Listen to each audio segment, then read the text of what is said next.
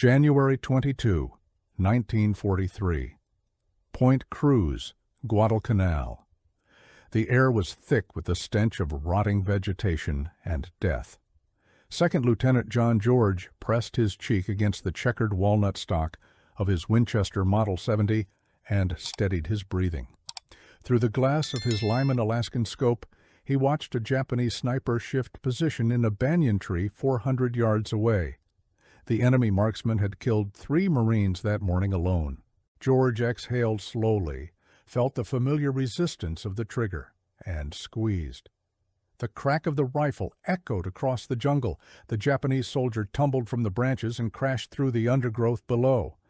It was the first of 11 enemy snipers John George would eliminate in just 4 days, using a weapon his commanding officers had dismissed as a toy, a hunting rifle he had purchased through mail order with 2 years of his National Guard salary.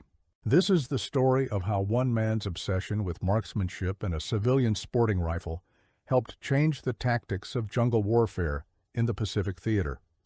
If you find stories like this fascinating, take a moment to subscribe to the channel and let me know in the comments where you are watching from today.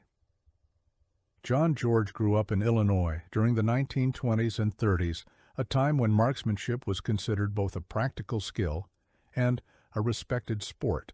He developed an almost religious dedication to shooting, spending countless hours at rifle ranges, perfecting his technique. By the time he reached adulthood, George had become a state champion marksman, known throughout Illinois competitive shooting circles for his exceptional accuracy and methodical approach to the craft.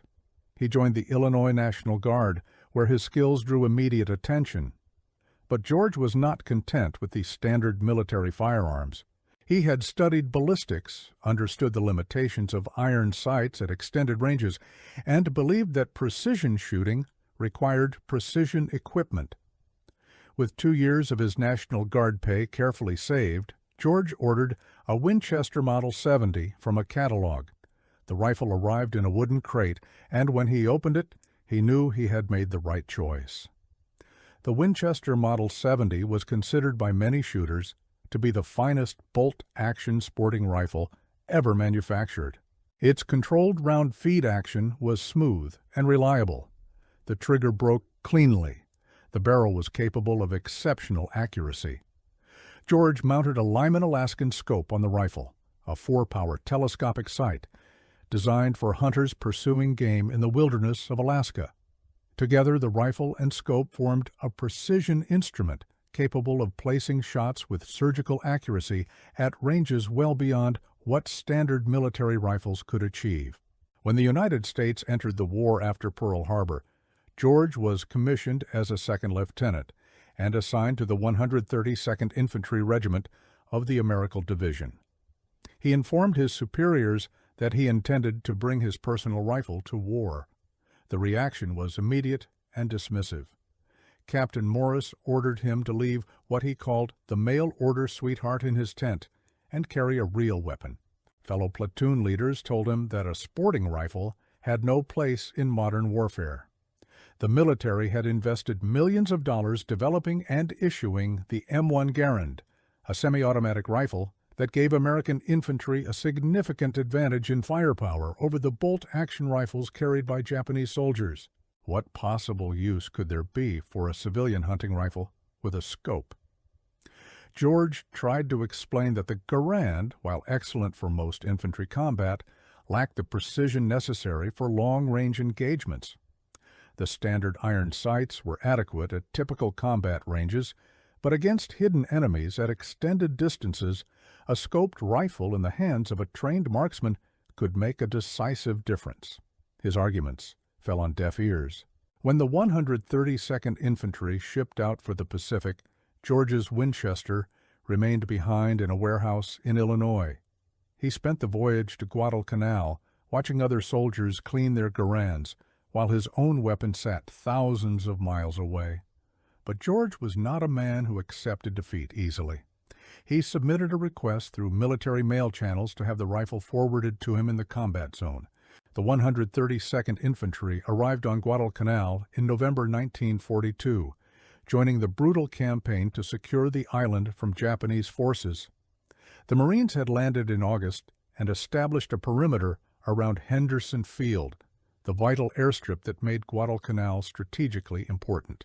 For months, Japanese forces had launched repeated attacks attempting to recapture the airfield, including the bloody battles of the Tenarue River, Edson's Ridge, and Henderson Field itself. American forces had held their positions against banzai charges, naval bombardments, and constant harassment. The Marines had suffered tremendous casualties and were exhausted. Fresh Army units were being brought in to relieve them and continue the offensive. Guadalcanal was unlike any battlefield most American soldiers had ever imagined. The dense jungle limited visibility to a few meters in many areas. Kunai grass grew head-high in open areas, providing concealment for enemy forces. The heat was oppressive, humidity constantly above 90%. Temperatures that left men drenched in sweat within minutes of any exertion. Tropical diseases ran rampant, malaria and dysentery claiming nearly as many casualties as enemy action. The soil was either mud that sucked at boots or coral that tore through leather.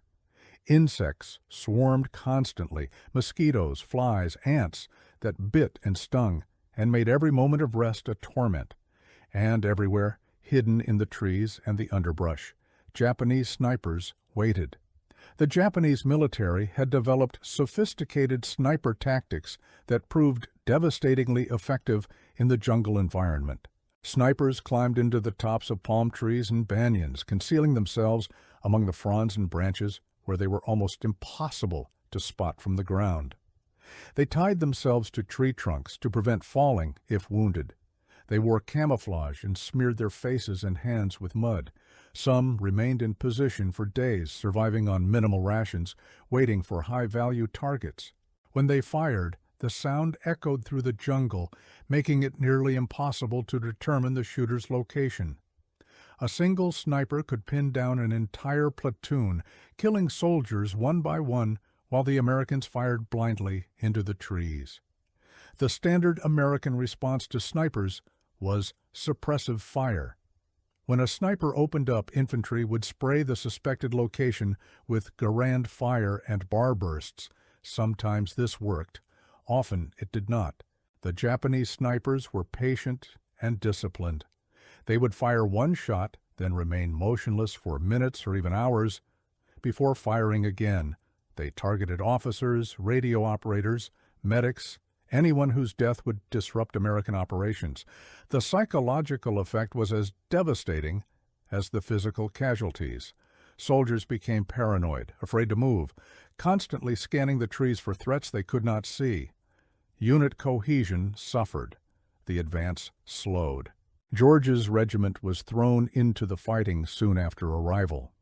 The Battle of Mount Austin had begun in December, a brutal struggle for the high ground that dominated the approaches to Henderson Field.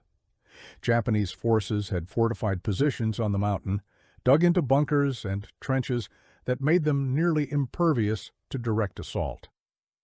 American artillery pounded the positions, infantry attacked up the slopes, and still the Japanese held.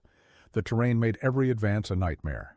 Trails were narrow and treacherous, cutting through jungle so dense that men could barely see the soldier in front of them. Japanese snipers haunted every approach, picking off Americans from concealed positions. 6 weeks after shipping out in late December 1942, a supply sergeant handed George a wooden crate marked fragile. Inside was his Winchester Model 70. The rifle had traveled from Illinois to Tennessee to a supply ship crossing the Pacific to the Solomon Islands to a supply depot on Guadalcanal and finally to George's hands. He cleaned the weapon carefully, checking every component for damage from the journey. The rifle was in perfect condition. He zeroed the scope at the makeshift range behind the perimeter, confirming that the Lyman Alaskan still held its settings. Then he went hunting. George began operating independently, moving beyond the perimeter to locate and eliminate the snipers that were terrorizing his regiment. His approach was methodical, patient, the product of years of competitive shooting, and a natural aptitude for fieldcraft. He would study the terrain, identify likely sniper positions, and then move into a location where he could observe those positions without being seen. He learned to read the jungle, to notice the small signs that indicated human presence. A branch bent at an unnatural angle, a patch of bark scraped by a climbing boot, birds that fell silent in one section of the canopy while singing elsewhere. The first Japanese sniper George eliminated had been operating near the regimental command post. The enemy marksman had killed 2 runners in 2 days, shooting them from a position that no one could locate. George spent an entire morning observing the area where the shootings had occurred, working out the angles, determining where a sniper would have to be positioned to make those shots. In the early afternoon, he saw a slight movement in a tree nearly 500 yards from the command post. He adjusted his scope, steadied his breathing, and waited. The Japanese sniper shifted again, perhaps reaching for a canteen or adjusting his position. George fired once. The sniper tumbled from the tree. By January 1943, the situation at Point Cruz had become critical. Japanese forces were conducting a fighting withdrawal toward the western tip of Guadalcanal, where destroyers would evacuate them at night. American forces pushed west to interdict the evacuation, but the Japanese fought effective rearguard actions. In the area west of Point Cruz, Japanese snipers had established positions that blocked the American advance. In 72 hours, these snipers killed 14 Americans. Every attempt to locate and eliminate them had failed. Patrols sent to find the snipers took casualties without ever identifying their targets. The advance stalled. George was assigned to deal with the problem. On January 22, he moved into position in the ruins west of Point Cruz, accompanied by a spotter with binoculars. The spotter's job was to scan for targets while George prepared to engage. They set up before dawn and waited as the sun rose and the jungle came to life around them. At 0720, a Japanese soldier appeared on a trail the enemy had been using for resupply. The spotter confirmed the target. George adjusted for range and wind, centered the crosshairs, and squeezed the trigger. The soldier fell. George worked the bolt, chambering another round, and continued scanning. Over the next 4 days, George systematically dismantled the Japanese sniper network at Point Cruz. He eliminated 11 enemy snipers and 3 infantrymen, working with mechanical precision. Each engagement followed the same pattern. Locate the target, confirm with the spotter, calculate the range, adjust for environmental factors, fire 1 shot. If the target went down, move to a new position before the enemy could zero in on his location. The Winchester's report was distinctive, different from the crack of a Garand or the bark of a Japanese Arisaka. George never fired more than once per engagement. 1 shot announced his presence. A second shot would give the Japanese time to locate him. The psychological impact on the surviving Japanese soldiers was profound. They had been the hunters, hidden in the trees, picking off Americans with impunity. Now they were being hunted by someone they could not see, someone who killed with a single shot from ranges that seemed impossible. The Japanese snipers became afraid to fire, knowing that revealing their position meant death. Some abandoned their trees entirely, surrendering the height advantage that had made them so effective. The American advance resumed. Take a moment to subscribe to this channel if you are enjoying this story. Your support helps bring more untold histories like this one to light. George's commanding officers could no longer dismiss his rifle as a toy. The results spoke for themselves. Colonel Ferry, impressed by what the young lieutenant had accomplished, asked George to formalize his methods and train others. The regiment needed a dedicated sniper capability, not just one man with a mail-order rifle, but a unit that could provide precision fire support across the entire front. George was given authority to select volunteers and begin training. It was the birth of the 132nd Infantry Regiment's 1st Sniper Section. George selected 32 men, choosing them based on shooting ability, patience, and what he called hunting instinct. Some were competitive shooters like himself. Others were farm boys who had grown up hunting deer and turkey in the woods of America. All of them had demonstrated the ability to remain calm under pressure and make accurate shots. George trained them in the fundamentals of sniping, not just marksmanship, but fieldcraft, camouflage, observation, and the psychology of the hunt. He taught them to read terrain, to identify likely enemy positions, to move through the jungle without being detected. Range training lasted 3 days. By January 30th, all 32 men could hit man-sized targets at 300 yards under field conditions. George divided them into 16 two-man teams, each consisting of a shooter and a spotter. The spotter carried binoculars and a garand. His job was to locate targets and provide security while the shooter engaged. After each kill, the roles could switch. This kept both men proficient and prevented the single point of failure that came from relying on one shooter. If the primary shooter was killed or wounded, the spotter could immediately take over the precision role. The sniper teams moved into positions overlooking known Japanese routes. They established hides in elevated terrain, in ruined buildings, in the dense vegetation that the Japanese had used so effectively against American forces. Now the tactics were reversed. The Americans were the hidden killers, the patient predators waiting for their prey. The Japanese discovered that their withdrawal routes were becoming death traps. Officers fell without warning. Machine gunners slumped over their weapons. Radio operators died mid-transmission. The precise economical killing threw Japanese command and control into chaos. George's sniper section operated for 12 days during the final phase of the Guadalcanal campaign. The results were staggering. 74 confirmed kills, 0 friendly casualties during sniper operations. A unit born from one man's precision and one mail-order rifle had changed the nature of the final days of the battle. Japanese forces completed their evacuation from Guadalcanal in early February. On February 9th, American forces reached Cape Esperance on the western tip of the island and found it empty. The campaign was over. The first major Allied offensive in the Pacific had succeeded. The lessons of Guadalcanal rippled through the American military. Officers who had dismissed George's rifle now requested detailed reports on his methods.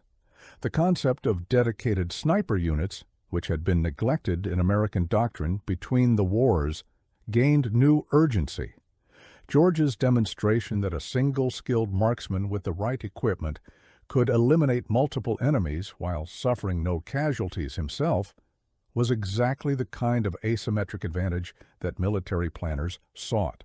The Winchester Model 70, a civilian sporting rifle designed for hunting, had proven itself superior to standard military weapons for precision work.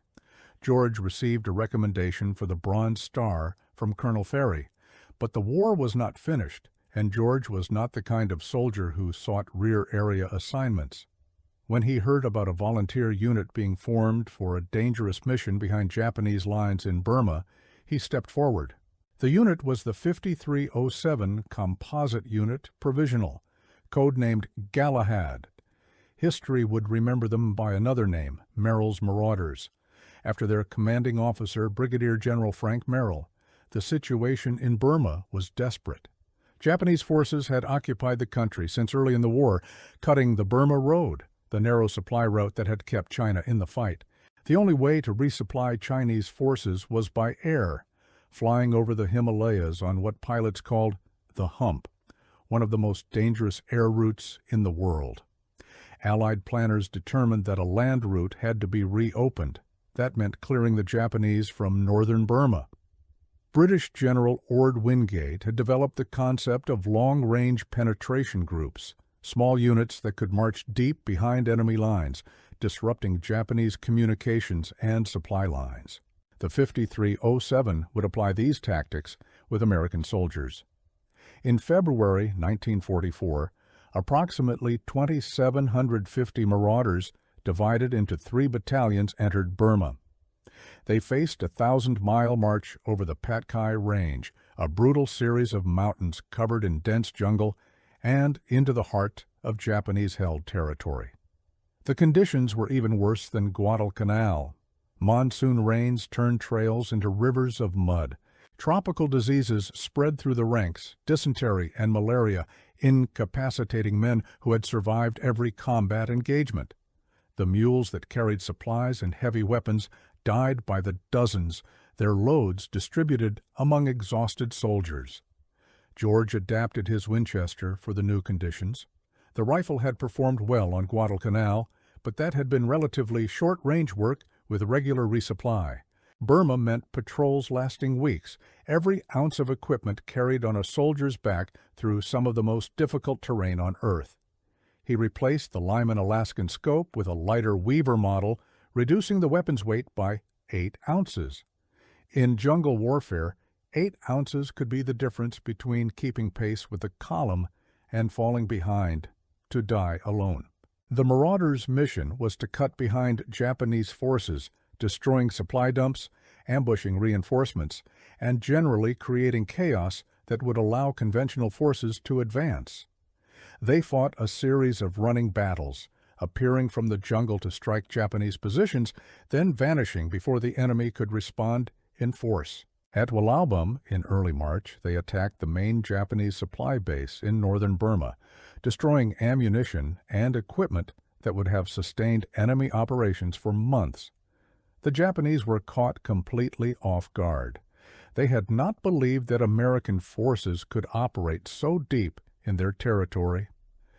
George's opportunities for precision shooting were more limited in Burma than they had been on Guadalcanal. The dense jungle and constant movement made it difficult to establish the kind of static positions from which snipers were most effective. But when opportunities arose, George made them count. On one occasion, at 290 yards, he eliminated a Japanese sniper who had pinned down a patrol. 3 shots, 3 kills during the engagement. He never fired more than once per enemy. The distinctive crack of the Winchester announced his presence. A second shot would give the Japanese time to locate him. The lessons of Guadalcanal applied even in the mountains of Burma. In April, the Marauders were ordered to take up a blocking position at Enapumgie and hold it against Japanese attacks. This was conventional defensive warfare, the kind of static position fighting for which the unit had not been equipped or trained. They were a raiding force, designed to strike and withdraw, not to hold ground against determined assault. But orders were orders. The Marauders dug in and prepared to fight. The Japanese attacked in force, surrounding the American positions and cutting them off from reinforcement. For days the Marauders held, coordinating their battalions in mutual support, launching counterattacks to break Japanese concentrations. The fighting at Nhpum-ga was savage. The Marauders killed 400 Japanese soldiers while suffering 57 killed in action, 302 wounded, and 379 incapacitated by illness and exhaustion. Disease was claiming more casualties than combat. Men fought with raging fevers, their bodies racked by dysentery, their only rest snatched in muddy foxholes between attacks. The siege was finally broken when the battalions coordinated a breakout, but the cost had been severe. The unit that had entered Burma was being destroyed not by Japanese bullets, but by the jungle itself. The climax of the Marauders' operations was the capture of Myitkyina Airfield, the only all-weather strip in northern Burma. On May 17, 1944, after an exhausting 100-kilometer march over the 2,000-meter-high Kuman Mountains, approximately 1,300 remaining Marauders, along with elements of Chinese infantry regiments, attacked the unsuspecting Japanese at the airfield. The assault was successful. The Americans captured the field in a surprise attack that caught the Japanese completely off guard. But the city of Myitkyina itself remained in enemy hands, and the battle devolved into a prolonged siege. The fighting for Myitkyina City lasted until August. The marauders, their ranks thinned to the point of combat ineffectiveness, were reinforced by airborne Chinese units and replacement soldiers who lacked the training and experience of the original volunteers. Japanese defenders fought with their characteristic tenacity, holding positions until they were killed to the last man. When the city finally fell on August 3, 1944, approximately 3,800 Japanese soldiers had been eliminated. Another 187 were captured, an unusually high number for Japanese forces, indicating the desperate state of the garrison. The Japanese commander escaped with about 600 of his men. George survived the Burma campaign. So did his Winchester Model 70. The rifle had traveled from Illinois to Tennessee to Guadalcanal to India to Burma. It had been through monsoons and mountain passes, through ambushes and sieges. The checkered walnut stock that his fellow officers had mocked as unsuitable for modern warfare had proven more durable than the men who had carried standard-issue weapons. George estimated that the rifle had accounted for at least 14 confirmed enemy soldiers, probably more. He had stopped counting after Burma.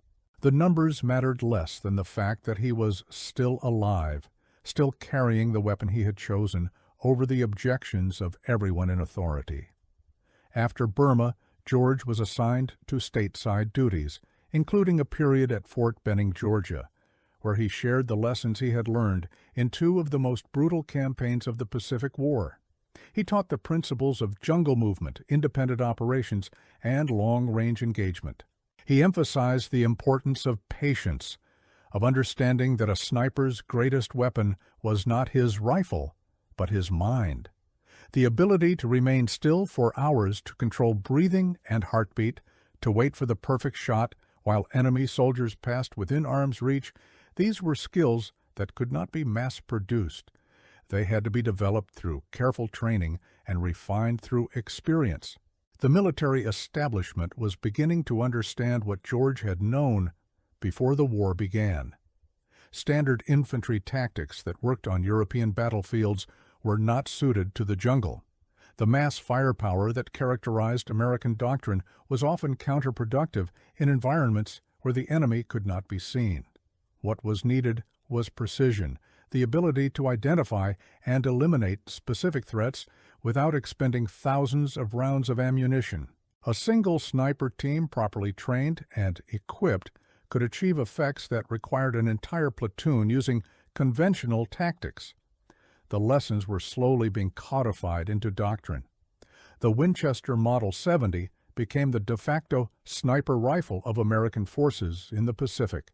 Marines and Army units alike sought out the civilian sporting rifle that had proven itself in combat.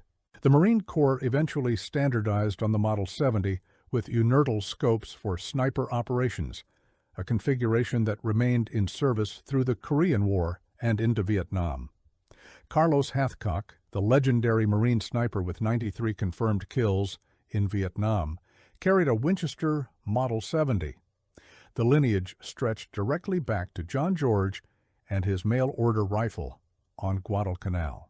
George left the Army after the war and attended Princeton University, graduating in 1949. He later worked with the Foreign Affairs Institute as a consultant, lecturer, and writer. He wrote articles on hunting and nonfiction adventure for magazines, including the Saturday Evening Post. But his most significant contribution to military history was a book titled Shots Fired in Anger, published in 1947. The memoir detailed his experiences on Guadalcanal and in Burma, providing frank assessments of American weapons, tactics, and training. The book was unlike other war memoirs. George was a technical expert who understood firearms at a level most soldiers never achieved. He analyzed every weapon he encountered, American, Japanese, and British, evaluating their strengths and weaknesses with the eye of a competitive shooter. He examined Japanese rifles, disassembling captured weapons to understand their design. He interviewed prisoners to learn about enemy training methods. He critiqued American marksmanship training, noting that many soldiers arrived in the combat zone unable to hit targets at ranges that should have been routine. He was shocked to see that troops had not been taught to shoot properly, and that they were commanded by officers obsessed with obsolete tactics. Shots fired in anger became essential reading for military professionals interested in small unit tactics and precision shooting. The book documented what worked and what did not in jungle warfare, from the suicidal Japanese banzai charges to the reliable M1 Garand. George's combination of field experience and analytical ability was rare. Most soldiers who survived the war wanted to forget it. George wanted to understand it, to extract lessons that would help future soldiers survive similar circumstances. The book remained in print for decades, read by generations of snipers and infantry officers. The Japanese snipers who had terrorized American forces in the Pacific left a lasting impression on military doctrine. Their effectiveness demonstrated that a small number of skilled marksmen could have an outsized impact on a battlefield. Their concealment techniques, their patience, their willingness to die in position rather than retreat, all of these became subjects of study for American tactical planners. The countermeasures that George had developed, the two-man teams, the methodical approach to locating and eliminating hidden shooters, became the foundation of American sniper doctrine. The Marine Scout sniper program that emerged from the war owed much to pioneers like George. On Guadalcanal, Marine Scout snipers had performed reconnaissance and precision shooting missions that disrupted Japanese command structures. They targeted officers, machine gunners, and artillery spotters, eliminating key personnel whose loss degraded enemy effectiveness. The psychological impact was immense, instilling fear and uncertainty among Japanese troops who never knew when the next shot might come. After the war, these lessons were formalized into training programs that produced some of the most effective snipers in military history. The story of John George and his Winchester Model 70 illustrates a truth that military institutions often resist. Sometimes the best solution is not the official one. The M1 Garand was an excellent rifle, arguably the best standard infantry weapon of the war. But it was not the right tool for every job. George recognized that precision shooting required precision equipment, and he was willing to risk ridicule and professional consequences to bring the right weapon to war. His stubbornness saved lives, both his own and those of the soldiers who might have fallen to Japanese snipers without his intervention. The legacy of Guadalcanal's sniper war extended far beyond the Pacific theater. The techniques developed in the jungles of the Solomon Islands were refined and adapted for other environments. In Korea, snipers used the same fundamental principles, patience, precision, and the two-man team concept to eliminate enemy soldiers across the frozen hills. In Vietnam, men like Carlos Hathcock became legends, racking up confirmed kills that seemed almost supernatural. The weapon they carried most often was the Winchester Model 70, the same rifle that John George had ordered through the mail before the war. Hathcock's most famous accomplishment was killing an enemy sniper through the enemy's own rifle scope. The shot, which hit the Vietnamese sniper in the eye, was only possible because both men had scoped rifles and were looking directly at each other at the moment of the engagement. The North Vietnamese sniper, known only as the Cobra, had been sent specifically to kill Hathcock, whose reputation had spread throughout the enemy ranks. The bounty on Hathcock's head reached $30,000, vastly higher than the typical bounty on American snipers. He survived every assassination attempt and continued operations until injuries forced his evacuation. The thread connecting George to Hathcock to modern military snipers is unbroken. Today's Scout Sniper School at Quantico, Virginia, teaches principles that George would recognize. The two-man team concept remains standard. Patience and precision are emphasized over rapid fire. The psychological warfare aspect of sniping, the fear that a single shot can instill in an entire enemy unit, is well understood. Modern sniper rifles are far more sophisticated than George's Winchester, with advanced optics and custom ammunition, but the fundamental approach remains the same. Identify the target, calculate the shot, eliminate the threat with a single round. George's Winchester Model 70 eventually came to rest after traveling from Illinois to Tennessee, to Guadalcanal, to India, to Burma, to Georgia. The rifle that had been dismissed as a mail-order toy had proven itself in some of the most demanding combat conditions of the 20th century. It had killed at least 14 confirmed enemy soldiers, possibly many more. It had trained dozens of snipers who went on to eliminate dozens more. It had demonstrated that civilian sporting rifles could outperform military weapons for specialized tasks. It had helped establish the doctrine that would guide American sniping for generations. The officers who had mocked George's rifle learned something about warfare that transcends any particular conflict. The best weapon is the one that accomplishes the mission. Official channels, standard issue equipment, established doctrine, all of these have their place. But when lives are on the line, what matters is effectiveness. John George understood this before the war began. He spent 2 years of his salary on a rifle because he knew, with the certainty of a champion marksman, that it would give him an edge in combat. He was right. The men he saved, the snipers he trained, the doctrine he helped establish, all of this flowed from one young lieutenant's conviction that precision mattered.